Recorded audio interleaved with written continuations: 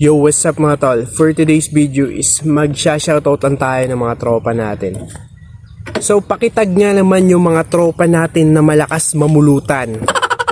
Yung tipong isang shot lang 3 subo agad ng pulutan.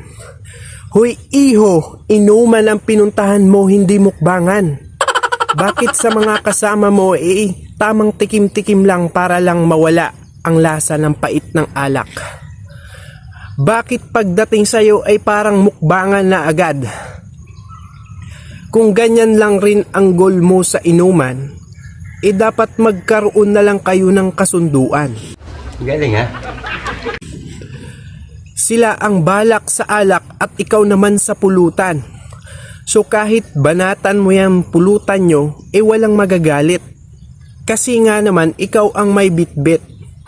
Kaya kung ako sa'yo ay mag-isip-isip ka na.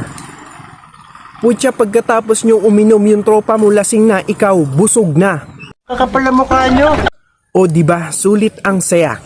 Yung pakiramdam nyo pagtapos mong uminom parang ribisco. Ang sarap ng feeling mo. Gusto mo bumaya ng 45? At ito pa, minsan demanding ka pa.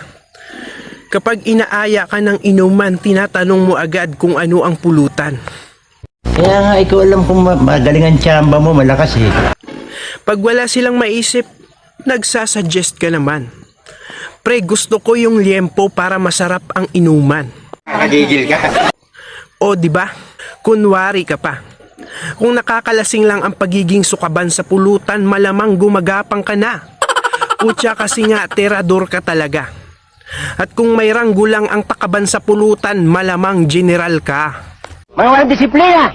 Kaya kung ako sa inyo, kung may mga tropa kayong masisiba sa pulutan, wag nyo nang isama. Di nyo rin namang isama. Magdala ng pulutan, kanya-kanya. O diba? Pero okay lang naman. Wag lang naman madalas. Okay lang naman maging masiba sa pulutan. Kung malakas naman mag-ambag, wala namang problema doon.